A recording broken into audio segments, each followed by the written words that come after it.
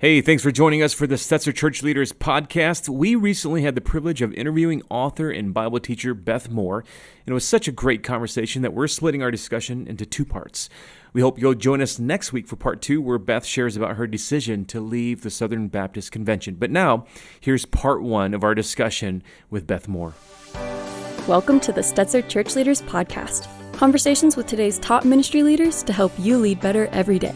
And now, podcasting from the Wheaton College Billy Graham Center in Chicagoland, here are your hosts, Ed Stetzer and Daniel Yang. Welcome to the Stetzer Church Leaders podcast, where we're helping Christian leaders navigate and lead through the cultural issues of our day. My name is Daniel Yang, the director of the Send Institute, and we're excited to have with us today Beth Moore. Beth needs little introduction. Her teaching ministry has taken her across the United States to challenge tens of thousands of people. She's from Houston, Texas, where she leads Living Proof Ministries, and she's written multiple best-selling books and Bible studies, including her latest, co-authored with her daughter, Melissa, Now That Faith Has Come, a study of Galatians. We're looking forward to hearing from Beth. But before we do that, let's go to our host, editor-in-chief of Outreach Magazine and the executive director of Wheaton College Billy Graham Center, Ed Stetzer. Hey, and it's good to see you, Beth, as well. And to talk about Galatians. Galatians is kind of like the book that you've got some real explaining to do. You got to have some conversations about some parts of that as well. But also, too, I think it's going to have a lot of relevance to some of the conversations that we're having today. And of course, you wrote this with Melissa. We got to talk about that. But let's start first and foremost. You say, and that Galatians is, quote, wildly interesting and astonishingly relevant to our present world, unquote. Why is that? Well, first, let me tell you guys, I am so happy to be on here with you today. Thank you so much for having me, Daniel and Ed. You're a really, really dear friend to me, Ed, and Daniel, you are a new friend. So I look forward to getting to know you. And yes, it is so wildly interesting. And before I say how relevant, let me say that one thing that makes it so interesting is that he is in the terminology we've used today, a whole mood. And one of the things that makes me smile about this, Ed, I think you know that I do this, but one of the practices, if it's a shorter book of the Bible, so if it's doable, like I wouldn't be able to do this with Jeremiah or Isaiah or even Luke, but with one of the shorter books like 2 Timothy, like Ephesians, like Galatians, those kinds of things, like James. One of the ways that I'll really study for that particular Bible study writing is to memorize the book. I always feel like, okay, that to know it so well that I could say it from memory is really helpful. It is its own way of studying. And so one of the ways that I do that over and over again is that I do my reciting on a walk around my property, which aligns with my neighbors. And so I always wonder when I'm practicing Galatians, I always think to myself, what do you think my neighbors are thinking? Don't you know they think I'm mad at someone? Because he's just like, I mean, it begins, he can barely get his greeting out of his mouth before he's going, I am astonished that you are so quickly deserting him who called you by the grace of Christ and are turning to a different gospel. So it is just like, whoa, it begins strong and it stays strong. So I just love it. And it was, I got to tell you, Melissa would say the same thing during a very, very difficult season of our lives. And let's admit it, a very difficult season of all of our lives. Yeah. Nationally, of course, globally, but nationally, such a time of division and all. But it was really life-saving because at a time when you're thinking, have I lost my ever-loving mind? And sometimes the answer to that question is yes. And we have, and we need to deal with it. And we need to deal with it biblically. Other times it's like, okay, this steadies me and it's an anchor for me. So the whole time I was working on it, I was going through such a difficult season at odds with some of the people that I love most in the world, understand. So it was very steadying. And I also I had so much frustration built up in me that even teaching and reciting it was very, very cathartic because I could sort of put that angst into it. And so, oh man, I love it. You name an issue on the table today in the church at large, and I'm talking about, let's say American Christianity. I'll narrow it down that much. It's somewhere most likely reflected in this book. I don't know if you guys know this, but I think this is fascinating. Did you know that Eugene Peterson was very concerned over his congregation at a time when he was watching white flight in a neighborhood where there had been peace and joy, and he was watching what was happening. He was watching a reaction in his own congregation to a number of Black families moving in. And he thought, this is not how I raised this congregation. I'm putting some words in his mouth there, but it's like, wait, this was not us. This is not us. So he decides that Galatians so speaks to it, and being the man of such study of the original languages in the scriptures, he decided that the way he was going to tackle the issues at hand in regard to racism, for example, is he decided to translate Galatians. Galatians was the first book, Ed and Daniel, that he ever translated into contemporary language. And he did it in order to teach it to his congregation for this very reason. And there's a whole chapter in this book where he tells it, and it's in the study. We got permission from his family and from the publisher to actually put it in. So that's how much he felt that it spoke to it. And how it speaks to legalism is absolutely astonishing. Yeah. And we'll get to that. But another way, one of the things that really cries out to me about the simplicity of the gospel, it's not the gospel plus. You can't say, but everyone that believes this would also be there. No, the gospel, any distortion of it is still what he calls, that's another gospel. Yeah. And that it most reflects that our belief in the gospel is most reflected by the activity of the Spirit through the fruit of the Spirit. Huge, absolutely huge. Powerful. So I want to read, and I know you have memorized, so you could read it too, but you can't do that at the same time because the sound won't work. But verse 6, I am astonished that you're so quickly deserting the one who called you to live in the grace of Christ and turning to a different gospel, which is really no gospel at all. Yes. Evidently, some people are throwing you into confusion, are trying to pervert the gospel of Christ. But even if we or an angel from heaven should preach a gospel other than the one we are preaching you, let them be under God's curse. Yes. Now, I will tell you, I have watched evangelicalism for the last 10 years, and I have seen a significant segment of evangelicalism, in my view, become almost bewitched in ways that have led them away from the gospel, that have seemed to push them towards some nationalism or some conspiracy theories or giving up on values that were important to them. You and I have been publicly vocal about that at cost for both of us. But so when I read this, I immediately, they're dealing with different issues, right? We don't want to, and you don't make the leap that I just made in the study. But I think there's a leap to be made here. How is it that we were running so well and we're so easily tripped up? And he does say it. Please, he does say, who has bewitched you? Who has bewitched you? Yeah. Who has bewitched you? And when you look at that word, and we do get into that, it's when something is so out of character. No, I just want to say, I definitely know you get into it. I'm saying you didn't make the correlation that I made over the last 10 years. No, but it is very much there. And I thought about it so much that how can we, and let me say this quickly. I do say we, because this could happen to any of us, and all of us, perhaps, especially those who are my age, Ed, even your age, and you're younger, and Daniel, you're younger, I'm assuming, than both of us by a long shot. Any of us could look back over our shoulder and think of a time when we were like, I don't know what was going on in my head, just bewitched. But we have really seen what I would call that. And one of the things that comes out in Galatians that is so strong, Galatians 2, when Paul calls Peter out, and he calls him by the name of Cephas, and he calls him out and says, because you were not acting, this is so important. I hope this is new to somebody.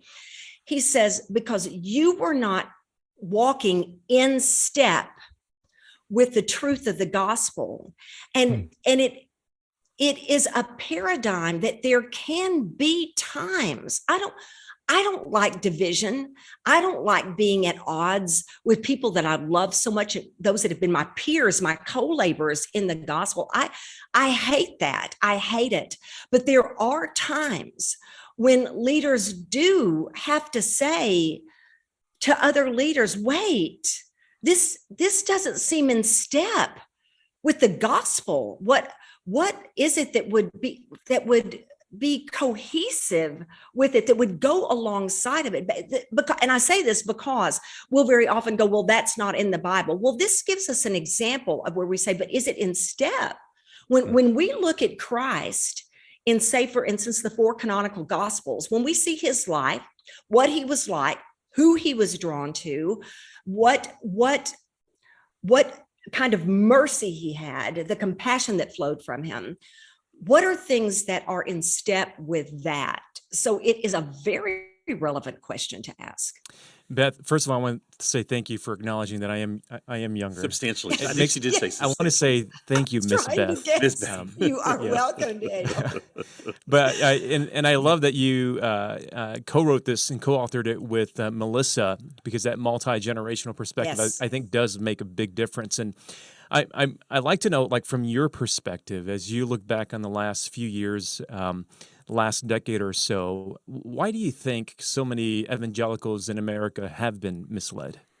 I think that I said not too long ago, and I believe it to be true, that all of us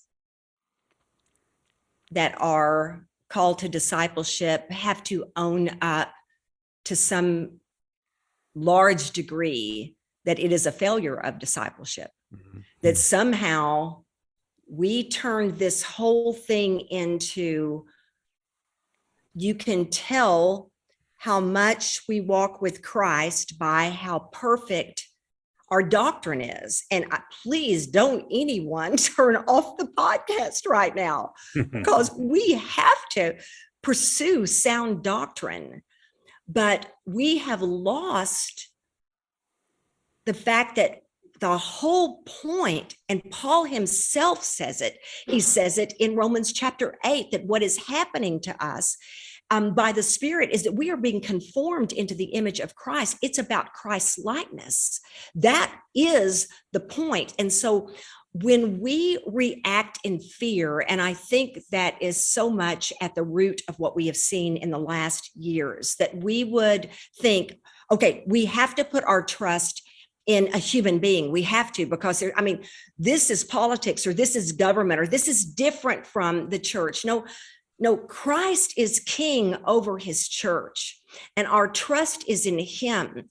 And so when something is way out of whack with our values, then we have to go, well, this is where we're going to have to stand. And listen, this system does not give us an option that holistically presents to us the issues that are gospel to us. So here, we're going to have to scoot back from it and go, okay, all right, we're a different people than this. How do we respond to this? Instead of that, we're constantly looking for someone to save us, and that we have to have our champion. We have a champion. We have a champion. And I think that was so much at the root of it, fear, that we've got to be power. I think for powerful people, it was power. I think for a lot of the populace, it was fear. We need someone to come and save us. And I'm not going to say that the issues weren't very, very difficult and very hard to work through and weren't very, very real. I'm simply saying that in the midst of dealing with them, we have got to deal with reality, and we've got to deal with them as people of the gospel with holistic gospel values that value all of life from the moment of conception to the moment of death. Yeah. And I think, you speaking up on these things has cost you some. And for me, I guess the biggest surprise for me, and I've heard you say similar things, we've talked about similar things, is there are people that, I've known you for a couple of decades, and you've been teaching the same thing, sharing loving the same Jesus. Yes. I don't know that I've had theological shifts in my life. People might say I need to have more theological shifts in my life, but I'm pretty much theologically where I was. Yes. But I see people that I was in journey with, and I look at them now, and I'm like, I don't understand what's happened to you. I don't know what happened. And it's not everybody who came to different conclusions than maybe you and I might have come to in the last election or whatever it may be. Right. But it's just some people. It's been their faith again. Back to that passage here, I literally hear some people throwing you into confusion or trying to pervert the gospel of Christ, and I see things that are just now overtly nationalistic and aggressively so, and coming at Christians who may differ. Sometimes Christians, maybe people of color, have different views, or Christians who just differ on maybe politics or whatever. And I've just never seen this level of vitriol from people. Now, again, we've all seen the vitriol, but from people that you and I knew who somehow just have seemed to be bewitched. But when I looked at your study, and I think that's the thing that really is pretty stunning, and again, people can learn more at lproof.org. You can get more information about the study. But when I look at your study, I am actually like, this is not the first time. It's not the same way, but this is not the first time that people have ended up misled, confused, and ultimately preaching another gospel. So when you look to Galatians, what hope does it give you for the future, or does it give you hope for the future of the church today? Oh, it absolutely does, because when he gets toward the end of the letter, you can see, he is so heated up in the beginning, and boy, does it ever peak. But do you know that in the original language, the very last thing he says is that he says, I love the sound of pages, the sound of Bible pages. Isn't it beautiful? I love it too. That's the Beth Moore that I know, the sound of Bible pages. I love it too. But he ends with brothers and sisters. Those are his final words in the letter, because he loves them so much, and he ends with how to help up a fallen brother. He ends with this beautiful picture of coming alongside and carrying one another's burdens. But boy, in the midst of it, he is really fighting for the preservation of truth for them. What he believes, that you are being misled. And one of the things that I so appreciate in the letter in chapter 2, because it's such an important part of the book, he's talking about the influence of people coming in that Peter knows are going to disapprove of the fact that he has opened up his heart and opened up the table of fellowship and of the actual meal with Gentiles. And so one of the things that I have thought about so many times, and Paul talks about it in 1:10, that we have to make a decision. Who are you going to serve? Whose approval are you going to seek? Because it's not like these are people that can't make your life miserable. This was real. Peter wasn't making up that there was a threat, that he couldn't be hurt by the people that were coming and were going to catch him with them. And they had the capacity to make his life miserable, and he knew it. But Paul was like, okay, so they do. We still have to stay in it. No matter what, we still have to stay in it. We have to fight this fight, because there's always going to be somebody that is going to try to take our freedom from us and is going to try to drag us right back into slavery. Because let me tell you something, people that have a stronghold of legalism are never happy with people who don't.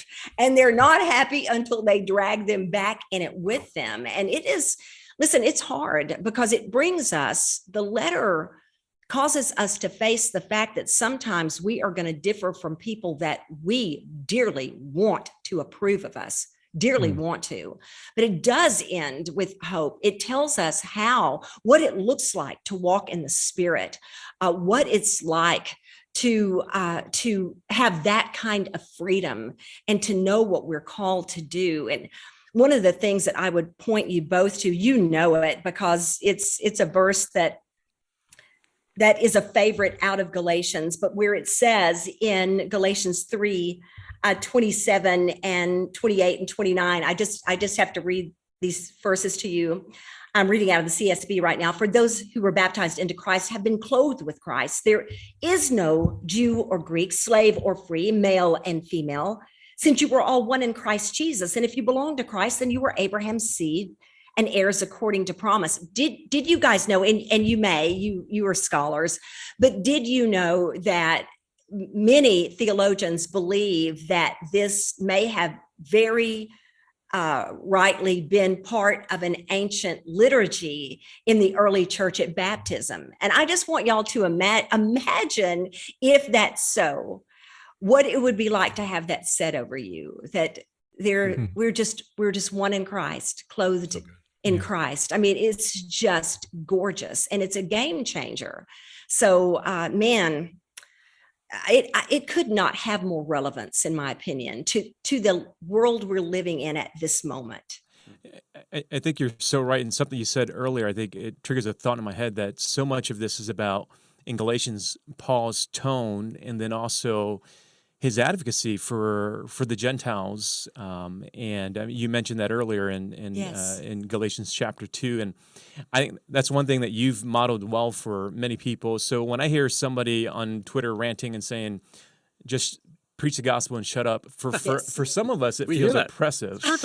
Yeah. But when Beth Moore says it, it feels empowering and freeing for all of us. So tone matters, and advocacy matters. So can you talk about that? Like, especially as we're talking with church leaders, because talk about tone and the importance of tone and when to apply tone. And let me say, Daniel, that if I have succeeded at the right tone to any degree, I have just as regularly failed at it, because I can occasionally absolutely lose it. And this is a really, really fun time for me to be able to tell you that one of the deals that Ed and I have, he has a much more level head than I do.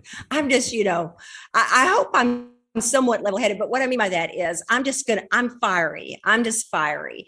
And so he said, you know what, if you wish you could say it, but you shouldn't, you can text it to me.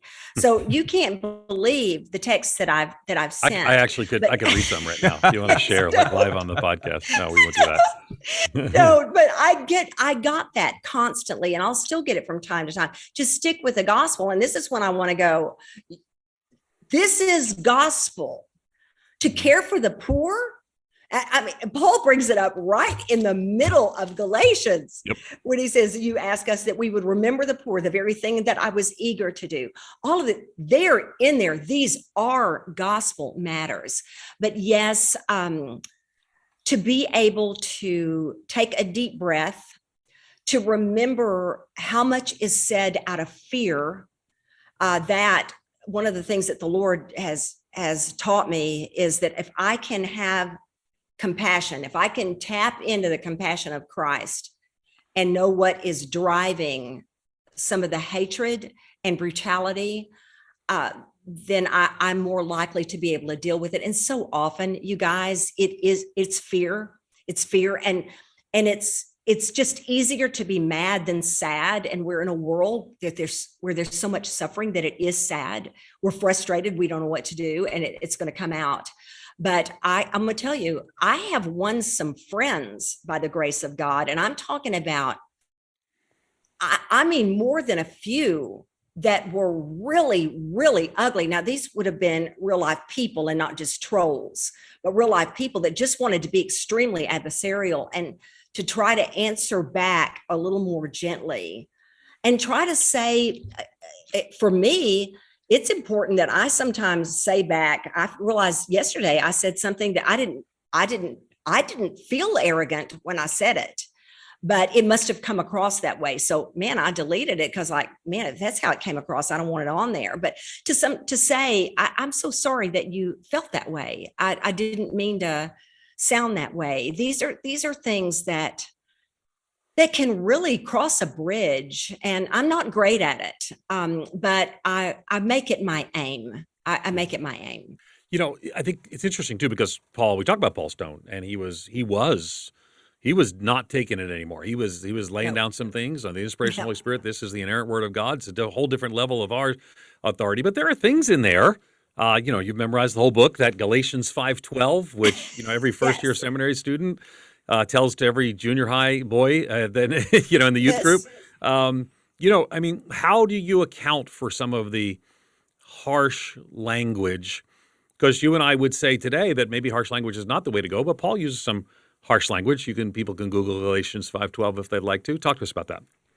I read something a couple of days ago, and I'm gonna put it in my own words, but I thought it was so well spoken, and the point was so good, that when you see Christ, for instance, in the gospel, and you see him, fire up like that, because you can see that paradigm, and you see it in Paul here in Galatians, and it's not the only place. You can find it in several other letters. It's just that it's so concentrated in Galatians that it's just a perfect example of it. But that the writer was pointing out that it was always in behalf of others.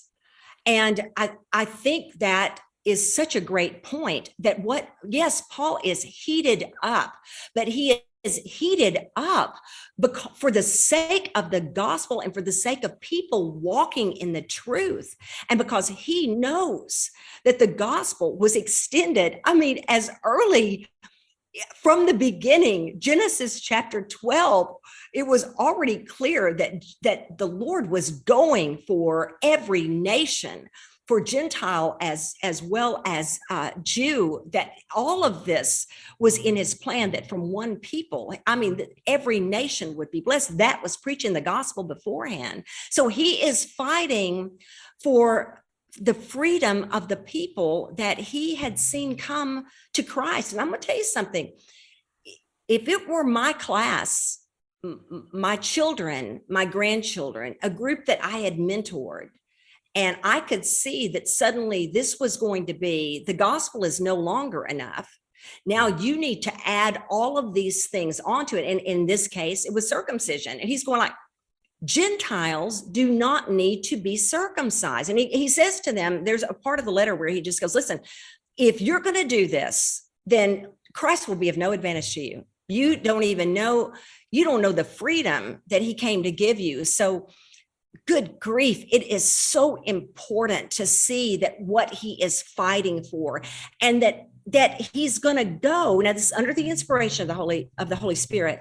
He is going for a shock factor. I think he means for that letter to come across in such a way that they are stunned into, okay, sometimes when we're bewitched, it takes very strong words to shake us out of it. And I think that's what he was going for. He gets to the end and then he goes, and you know what? Don't trouble me anymore.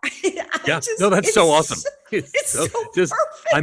I'm done. My give a darn is busted. He's exactly. But I do think I love your insight here that, and you're quoting somebody, but the idea that he was speaking up for those who would be harmed by the religious, and that just sounds a lot like Jesus. Exactly. And he who was harsh to the religious, to the self-righteous, and the people Paul's writing to, they're not going to. They're already puffed up by their faith and their legalism. And I read a Chuck Swindoll quote that said, "I just don't take it anymore. I'm not taking this from these legalists anymore." But this causes a lot of damage, and whenever we mix things together, in this case, Jewish rules with circumcision. You have to think about for just the craziness of this idea that you would have to pray to receive Christ, just to use the modern language. And by the way, afterwards, we have a little ceremony for you in the back that we need to circumcise you. Exactly. And just the madness of that. Yet I think 100 years from now, if the Lord hadn't returned, we're going to look back to some of the things people said about what Christianity is in America in 2020 and 2021, and we're going to say, what kind of madness was it? Exactly. But some people spoke up, and sometimes they spoke up in difficult ways. And I think that's I'm just tracking with you.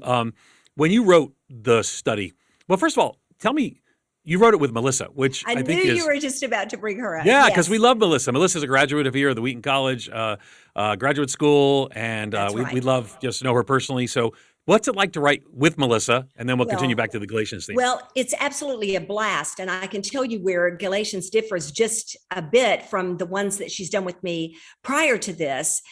I brought her in. I started seeing what she could do when all the way back with Esther. And this would have been, I think, real soon after she came up. Wheaton was the first. She's got 3 graduate degrees. Yeah. And it But was the rest, it was who the cares first. about the rest? Who cares about the rest? You got one from Wheaton. Yes, Exactly. she would go that way. So she had really been able to invest some wonderful things in the Esther Bible study. And I thought, because it was kind of between masters, and so I began to think, she really is good, but she just did it on a research level. And I love my own research. So she doesn't do it for me. She does it with me. She has access to libraries and publications and dissertations that I don't, just because of her graduate work. So I knew then, man, she could really make an impartation. So when we got to James, and I'm trying to think by this time by James, I'm wondering if she still was in a 3rd master's, and I think probably she was. It probably overlapped. What I had her do there, I wrote all the homework still there, 5 days of homework each week, but I had her do 2 articles a week. And so they would just be extras that would be in there for them to read. And so she's very different in her tone than I am. And that's what we think. And that's what our participants have told us really works for them. Is it really is 2 teachers for the price of 1, because you can tell the difference, because our personalities are different and the way we approach it and see it is different. And so they really enjoyed it. So we did the same thing then for 2 Timothy. They had the same reaction. Well, we come to Galatians, and I said, she's thinking we're going to go on the same way we had. And I said, babe, I'm going to tell you something. You can write homework. I think this time you need to write 2 days a week, and I'll write 3.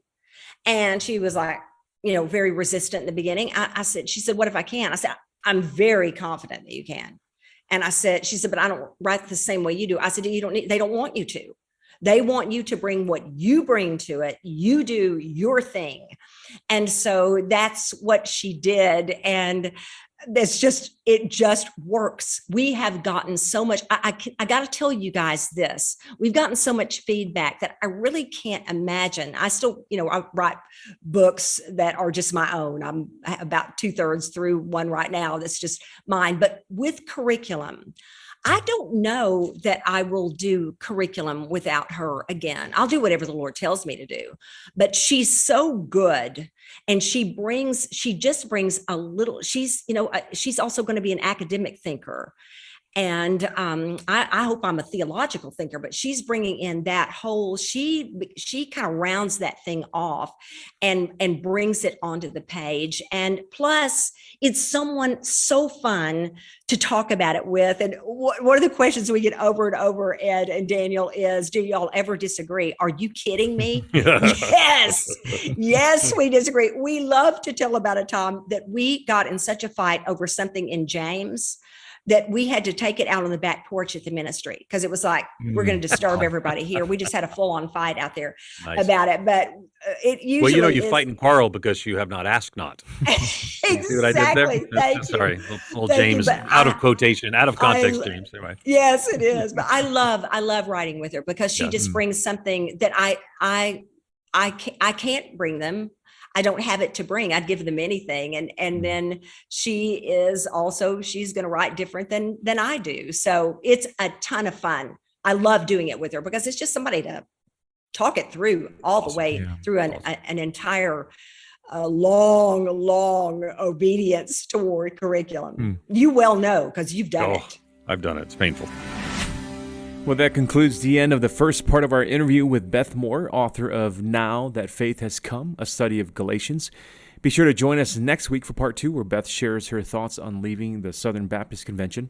You can learn more about Beth and find her new Galatians study at www.lproof.org, and you can find more interviews as well as other great content for ministry leaders at ChurchLeaders.com/podcasts. Thanks again for joining us for the Stetzer Church Leaders podcast. If you found our conversation helpful today, we'd love for you to take a few moments, leave us a review on iTunes. That'll help other ministry leaders find us and benefit from our content. You can find this podcast as well as other great Christian podcasts on Faith Play, available for both Apple and Android. We'll see you on the next episode. You've been listening to the Stetzer Church Leaders Podcast. For more great interviews, as well as articles, videos, and free resources, visit our website at ChurchLeaders.com. Thanks for listening.